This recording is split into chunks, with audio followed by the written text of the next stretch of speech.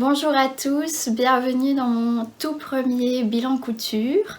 Alors je m'appelle Julie, je tricote et je couds depuis un moment. Je couds depuis plus longtemps que je tricote et je partage mes créations sur Insta depuis au moins un an. Et je me suis dit, j'écoute pas mal de podcasts créatifs et j'en regarde beaucoup sur YouTube et je me suis dit je vais partager mon contenu et faire partie de cette communauté. Donc voilà, c'est mon tout premier bilan couture.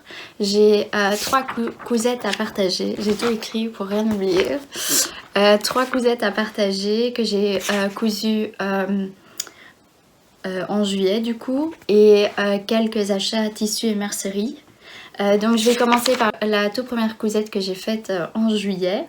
C'était la blouse Eugénie d'Atelier Skamitz.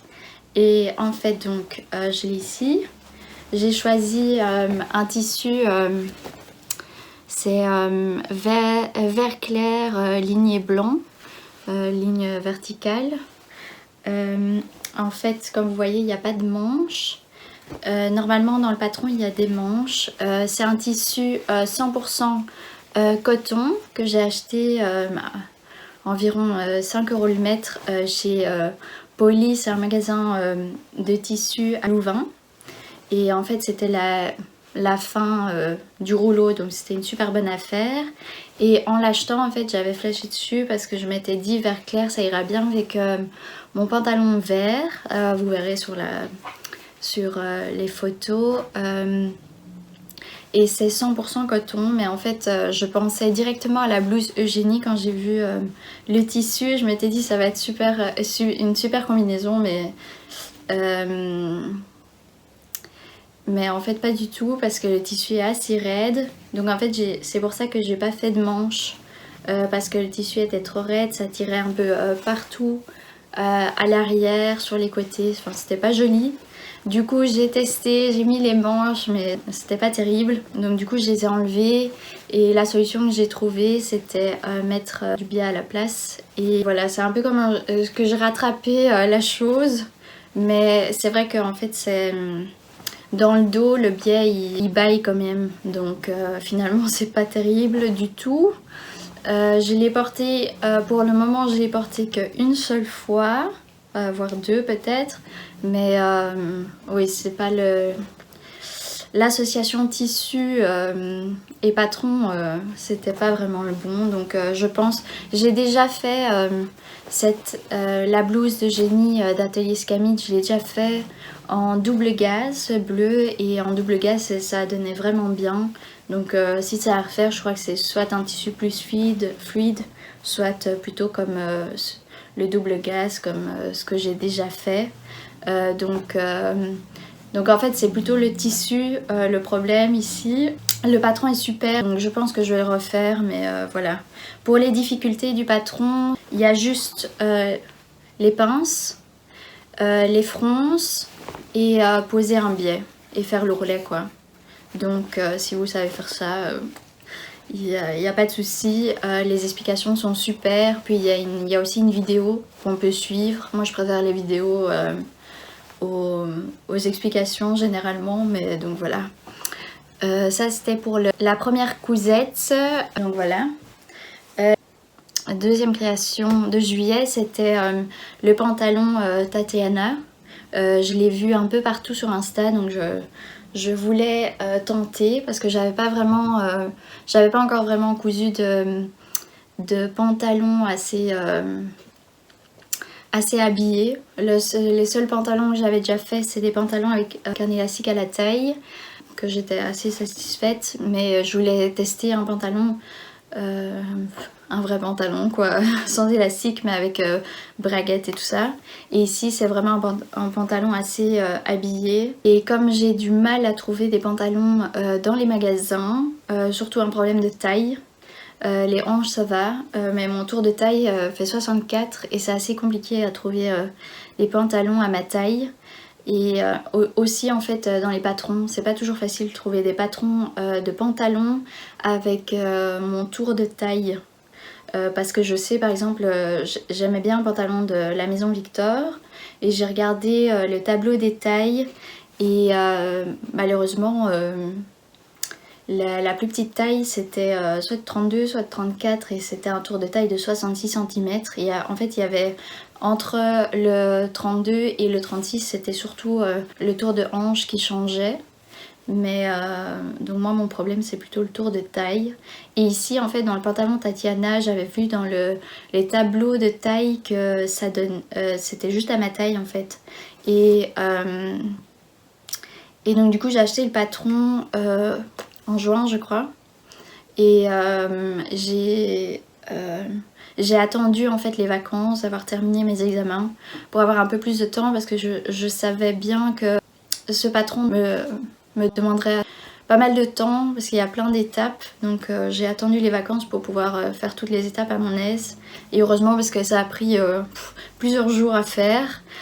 Donc voilà. Et j'ai regardé les tableaux des tailles et en fait parce que j'ai fait l'erreur de regarder le tableau de taille de départ et pas du vêtement fini.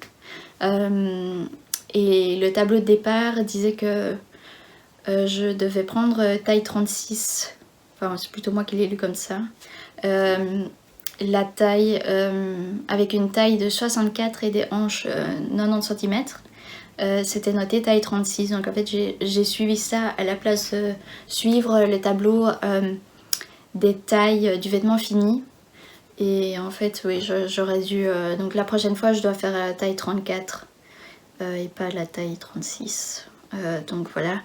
Et parce que j'ai fini par devoir reprendre en fait tous les côtés et de rattraper la chose, mais ça n'a pas donné grand. Enfin de loin on dirait que c'est réussi mais pas de près. Donc après comme j'avais le Covid j'ai dû faire avec le tissu que j'avais à la maison et j'avais encore du tissu, enfin ce tissu-ci c'est plutôt du lainage beige. Et que j'avais acheté chez Passion Tissu, c'est un magasin à Saint-Gilles à Bruxelles et ils vendent en fait tous les restes, plutôt ils rachètent les restes de stock d'autres magasins ou de magasins qui font faillite, c'est ce que je me rappelle. Et donc du coup en fait les tissus sont moins chers, sont environ 5 € le mètre. Donc c'est assez pas mal pour faire une toile. Donc j'avais acheté l'année passée ce tissu en me disant je vais faire une toile de ce pantalon. Et finalement ça a été très utile parce que j'ai eu le Covid en juillet. Et après les premiers jours plus compliqués, j'ai su quand même coudre mais je pouvais pas sortir de la maison. Donc heureusement que j'avais encore ce tissu pour pouvoir faire une toile. Parce qu'il me restait plus grand chose comme tissu. Et donc du coup en fait ce tissu donc c'est plus style lainage, donc en fait ça va super bien pour ce patron-ci, mais c'est plus version hiver quoi, parce que on est en été mais j'ai pris ce que j'avais à la maison. Et je dois dire les explications du patron sont super. Le patron est disponible soit en français soit en anglais. Moi j'ai pris anglais parce que je lis tous mes patrons en anglais, je recherche un peu tout en anglais. Et ce qui est pas mal, donc j'ai appris pas mal de nouvelles techniques dans ce pantalon. Déjà la braguette, j'avais jamais fait de braguette. Les poches italiennes ici à l'avant. Et alors les poches passe-poilées, ça j'avais jamais fait.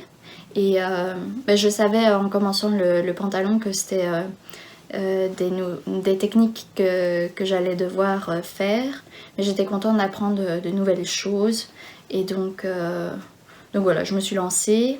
C'est vrai que pour les poches italiennes et les poches passe-poilées, je ne savais pas quelle partie de la poche on n'allait pas voir à la fin.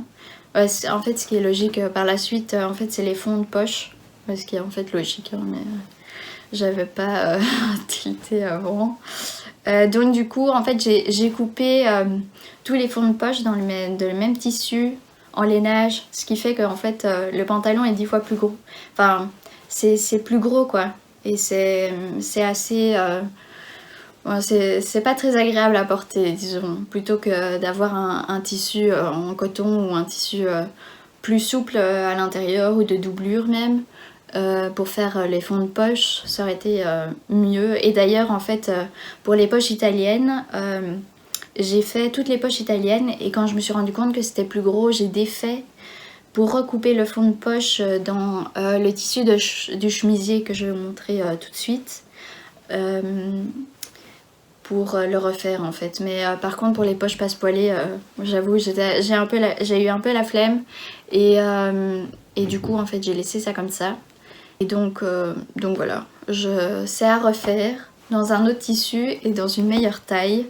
Donc voilà, c'est le deuxième projet, pas vraiment réussi, mais on va y arriver. Donc voilà, au moins j'ai appris de nouvelles techniques et comme le tissu c'était de toute façon une toile, je me suis dit c'est pas grave, c'est pas un super beau tissu, donc voilà, ce sera mieux la prochaine fois. Pour la dernière création que j'ai fait, c'est le chemisier de chez Direndou dans... je vais vous montrer. Dans ce livre-ci, c'est à l'envers je pense, mais bon. C'est dans le livre Dressed et en fait c'est toute une garde-robe de basique et donc du coup j'ai fait celui-ci, le chemisier ici. C'est un super bon basique. Je voulais en fait trouver, j'avais encore ce tissu à la maison et je voulais trouver de quoi faire. Je savais que je voulais faire un haut et en fait j'ai un peu regardé tous les patrons qu'on avait pour pas devoir spécialement en racheter et j'avais encore jamais cousu de patron d'Irendou, donc je me suis dit voilà, c'est un bon basique, beige c'est basique aussi, ça ira avec plein de choses, notamment avec des pantalons plus colorés ou plutôt disons avec des motifs.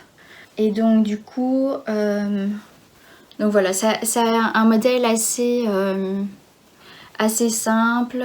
Il n'y a pas beaucoup de pièces. Il y a l'arrière, enfin le dos, les deux devant, les manches et alors la parmenture. Donc ça va. La difficulté c'est les boutonnières peut-être. Oui. Donc c'est pas très compliqué si vous avez déjà un peu cousu. Par contre ce que moi j'ai fait quelques modifications dans le patron. Donc c'est la taille 36. Moi j'ai raccourci pas mal. Enfin pas mal. J'ai raccourci, en fait j'ai arrêté à la ligne. Dans le patron il y a le marquage pour qui indique où raccourcir ou rallonger. Et en fait moi j'ai coupé là. Parce que mon haut du corps est assez petit comparé à mon bas du corps. Et donc du coup j'ai rajouté après 2 cm pour faire l'ourlet en plus. Les marges de couture sont insérées dans le patron, ce qui n'est pas le cas des 2 autres patrons que je viens de... Enfin des deux autres créations que je viens de montrer. Donc du coup ça c'est assez sympa, ça va plus vite pour couper le tissu. Et alors ce qui est bien c'est que j'avais pas besoin de beaucoup de tissu vu que comme j'ai fait un peu plus court, il me fallait que 1 mètre parce qu'en fait ce tissu avait une laisse d'1,60 m, donc il n'y avait pas besoin de beaucoup de métrage. Ce tissu il vient aussi de chez Passion Tissu à Saint-Gilles, comme mon pantalon là. Donc à mon avis ça a coûté 5 € le mètre je crois. Et alors évidemment à chaque fois que je couds il faut bien faire une boulette quelque part. J'ai en fait en coupant le surplus de tissu à l'intérieur, j'ai mis ma parmenture en dessous de la pièce dans laquelle je coupais, donc j'ai dû recouper la parmenture, mais finalement j'avais assez de tissu donc c'était pas grave. Et alors, ah oui, pour les changements, donc j'ai coupé plus court et j'ai rajouté aussi un bouton parce qu'en fait sur le patron il est noté où il faut mettre les boutons, mais au-dessus de là où j'avais coupé il n'y avait que 3 boutons et je me suis dit en fait c'est quand même plus joli 4 boutons pour être sûr que ça baille pas, enfin qu'on voit rien. Et donc du coup j'ai mis 4 boutons. Et alors la deuxième boulette, c'est en faisant les boutonnières évidemment. Au lieu de commencer, évidemment la boutonnière, la machine elle fait comme ça. Et donc évidemment il faut commencer par le bas de la boutonnière. Et moi évidemment j'ai commencé par le haut de la boutonnière. Ce qui fait que j'avais une boutonnière ici. C'était pas très joli, donc j'ai pris mon meilleur ami de l'éco-vite et j'ai recommencé. Hein. Heureusement j'avais pas encore coupé, sinon à l'intérieur de la boutonnière, sinon c'était un peu foutu.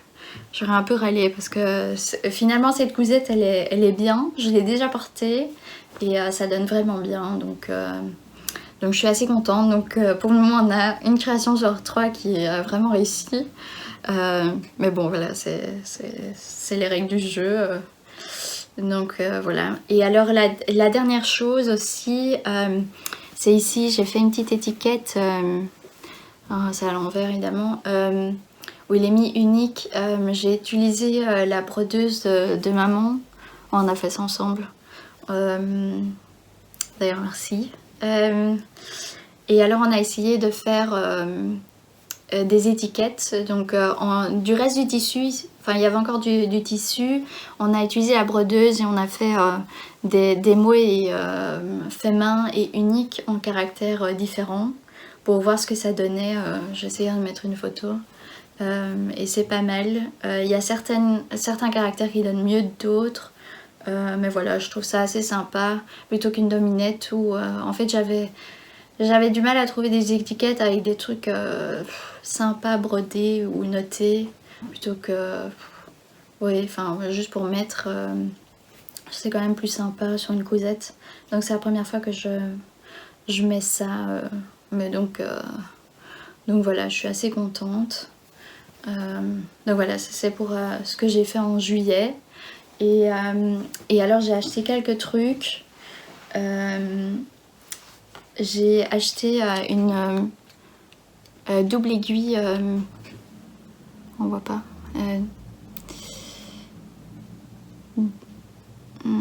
double aiguille pour les tissus stretch, parce qu'il y avait à la maison on avait une double aiguille pour tissu simple, mais moi j'aimerais bien raccourcir des vêtements, ou alors simplement pour coudre du jersey, pour pouvoir faire des beaux ourlets avec l'aiguille double. Je trouve ça quand même plus joli que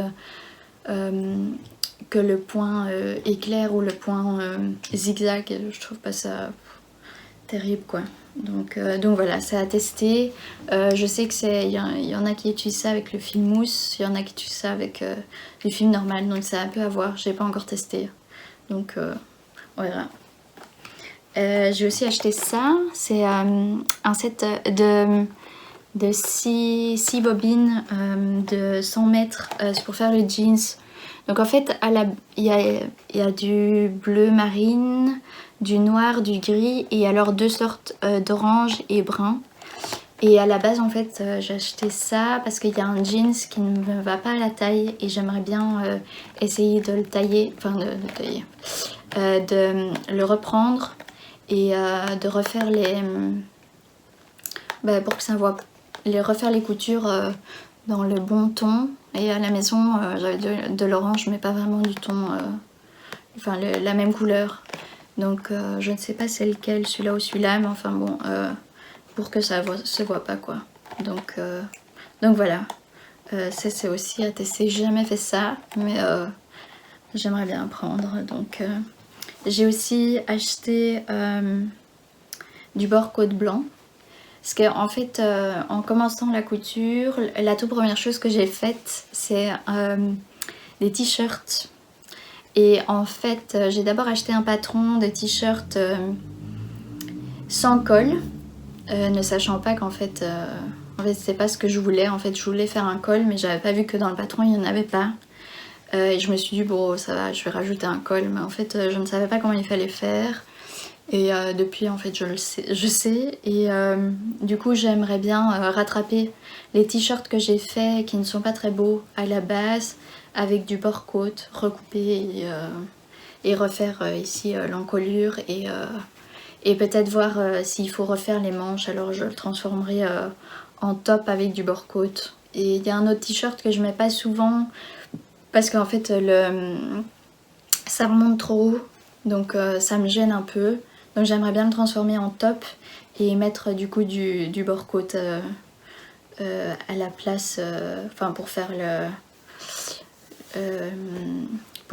une jolie finition quoi. Donc voilà, ça voilà. Et alors j'ai acheté 2 tissus, du jeans, parce que j'aimerais bien me lancer dans un pantalon jeans. Mais bon, je vais d'abord faire une toile, parce que bon, vu le dernier pantalon, vaut mieux pour moi de faire une toile, surtout que c'est pas tissu gratuit, donc voilà. Et alors, je pense plutôt faire, j'ai vu pas mal de modèles dans Fibermood que j'aime bien, de pantalons, donc je pense que je vais en choisir un là-dedans et voir dans les magazines de cette année et voir un petit peu ce que ça donne. Ce sera mon premier essai. Et donc voilà. Et alors le dernier tissu que j'ai acheté, c'est un tissu un peu plus souple. C'est ligné noir et blanc. Moi, j'aime bien le ligné. Et en fait j'aimerais bien faire la robe Atlas. J'ai déjà vu pas mal de fois sur Insta. C'est une nouvelle robe de sewing. Faudrait que je note le Mazin, je crois. Je sais pas comment on prononce. J'aimerais bien le faire là-dedans. Ce serait super bien parce que dans 2 semaines je commence à travailler et je crois que ça va être top, ça va être une robe pas mal pour travailler. Et voilà, je l'ai vu un peu partout, plusieurs inspirations, donc je vais voir, je vais mettre une petite photo et donc voilà. Donc voilà, c'était tout pour ce bilan-ci. Je vais m'arrêter ici et puis on se retrouvera une prochaine fois pour un autre bilan ou un upcycling quoi, on verra. Voilà, bisous.